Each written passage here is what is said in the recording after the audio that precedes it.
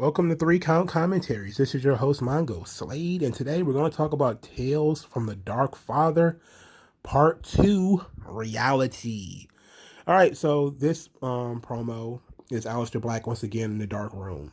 He's got the book, and he's reading from the book. He's standing up this time.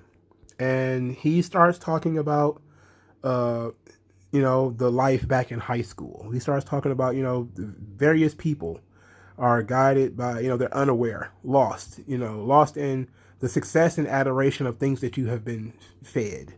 Prom dates, the perfect college, 3-bedroom house, white picket fence. It says his father never taught him those dreams. And he says that there is something wrong with that. And there is something wrong with all of us. And that is all built on a foundation of lies. And he has the keys to escape, but he won't give them to us. All right, so let's break this thing down. All right, so before I know that, I want to mention something that I didn't mention the previous week. In the animation of the father, what you often see in this episode, what you saw was the father was in the car, but the car was guided by a disembodied hand, right? In the previous clip, in the previous part 1, the father was walking him along, and the father was on strings and like a puppet. That was God, right? So his father wears a Christian cross. He looks like a pastor or a priest or something, and the invisible hand is pushing him along. The invisible hand or disembodied hand is God, right? So, like I said before, if Aleister Black is a Satanist, which I believe he is, then Satanists are, basically they're the reverse of Christianity. I've done some research on Satanism, so now I can speak a little bit more authoritatively on it, specifically anti-LaVeyanism, Satanism. I actually read a little bit of the Satanic Bible written by Anton LaVey. And I was not wrong before about, Satanism being a lot about hedonism and about, living your life to the fullest extent, and not being wasting your time with restraint and things like that. Now, how that mentions here, how that passes through here, is when you look at the kind of things that Aleister Black says are lies.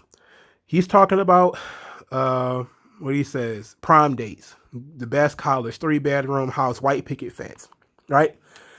When you look at that, when you hear, usually when somebody mentions the white picket fence, they're talking about the ye old American dream. Now, Aleister Black's not American, so that means this probably was fed to him, right? But when you look at the concept of the American dream, what you see is the early 20th century media, right? You look at something like I Love Lucy or Leave It to Beaver, where you have the mother, the father, the children, and life is idyllic, life is perfect, right? Everything is without a flaw. It was a classic 1950s society, the American dream, right? And it's a lie that the American dream is not real. That's what he's telling you. The American dream is not real, right? This is not the real world where you're going to get the perfect prom date, and you're going to marry your high school sweetheart and go off to the best college and get a great job, right? Now, there's a couple of reasons why this is, people would say it's not real. But one of the things also that you want to take into account is that the life of a suburban middle class guy is just plain boring. It's a boring life.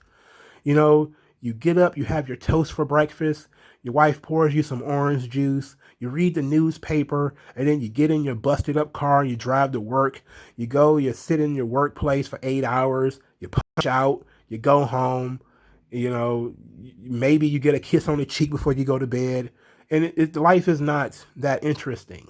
It's boring. And if for somebody is a Satanist, you will look at that and say, that's a prison. That's a trap, as he says, right? He says it's a trap.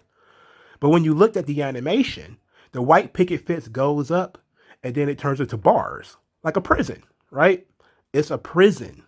So he's saying to you that what you think is idyllic, what you think is a sign of success and adoration, is a lie. It's not real. It is boring in reality. it is false. So, he says that his father always taught him different. His father never fed him those dreams. His father told him the truth, that there is something wrong with all of that, and there's something wrong with all of us. So what could his father mean by there's something wrong with that? And like I said, like going back, and you could say, well, maybe he's talking about it being, a boring life, or that some people will say, and you'll get this from the postmodernist thinking, and a lot of the social justicey types, that the American dream was never real in the first place, that it was all just a phony made up by Hollywood. And some people truly believe that. But, when you look back at, some people like, my grandpa, a guy with a sixth grade education, when he died at 80 some odd years old, he had a house with multiple bathrooms, and he worked at a Ford plant. Guy had a sixth grade education. He raised 6 children in one house. Like the guy lived the American dream. Now we can say that, maybe it was less than idyllic for other people. Some of the people who may have, lost their lives, gotten beat up, drugs, alcohol, that kind of stuff. Sure.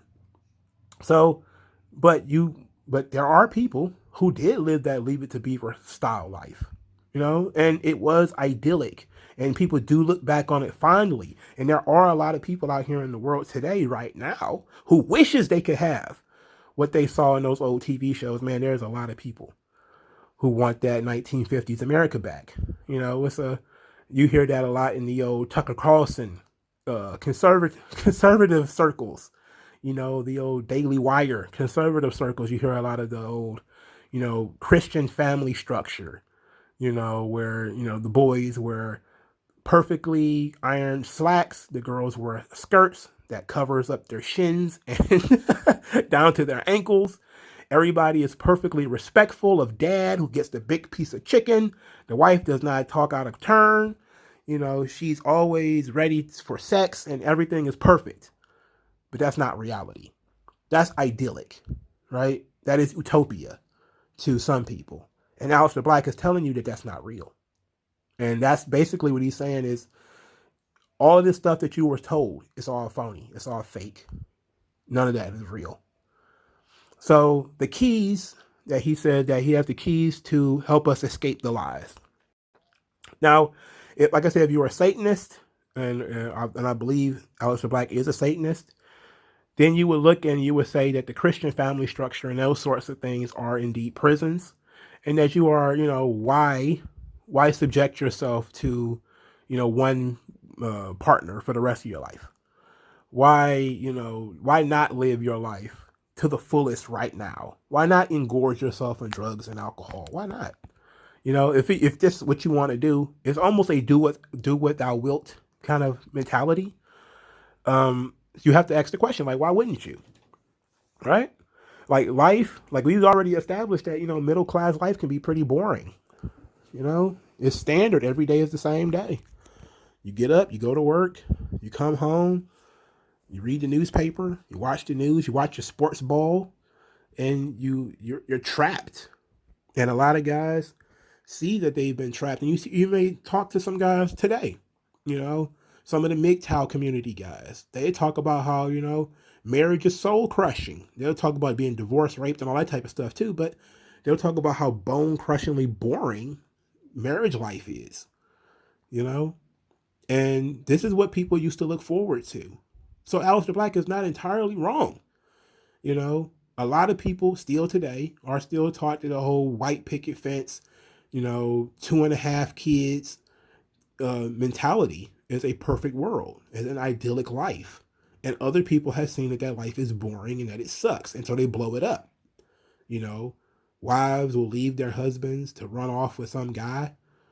Husbands will leave their wives for their secretary who's 10 years younger and hotter, because that's kind of how the world is. So he's saying like that's reality. Reality is that the idyllic society that you were taught, that you were going to marry your high school sweetheart, go to the perfect college, and end up doing quite well, is really just a trap. It's a prison. And it's not real. It's not actually going to happen. It's not really going to happen.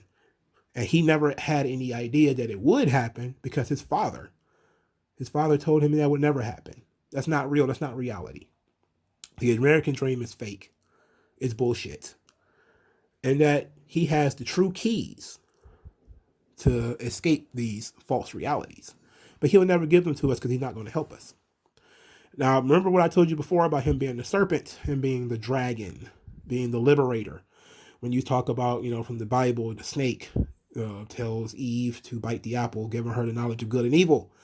And in doing so, she recognizes, oh, I'm naked. And that's kind of how you realize, that's how man finds out what sin is, right?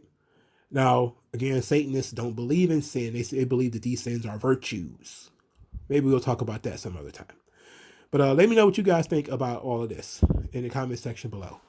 Like this video, share this video, subscribe to the channel, send cash via the Cash App or send cash via Subscribe Star, whichever one feels right for you. And I'll talk to you guys later, man. Peace out.